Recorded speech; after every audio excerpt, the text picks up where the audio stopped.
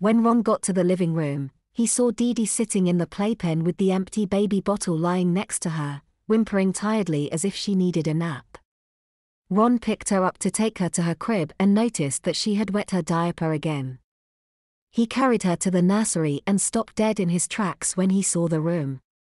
The nursery, it had been transformed. Ron was stunned by the changes in the room. The room appeared to have been freshly wallpapered with a white paper with vertical pink stripes, intertwined with a delicate, green-tinted flowering vine.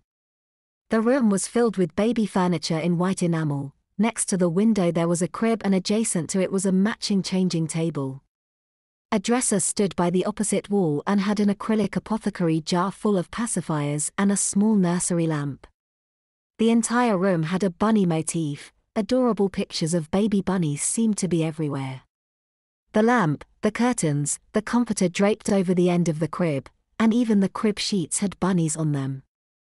There were 3 framed color prints of bunnies descending in a diagonal across one of the walls.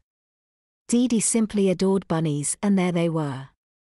It was as if someone had spent weeks shopping for baby furnishings to please Dee Dee.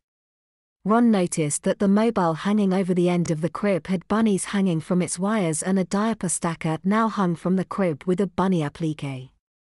The tall yellow diaper pail next to the changing table had a decal of a group of baby rabbits romping joyfully in a patch of grass.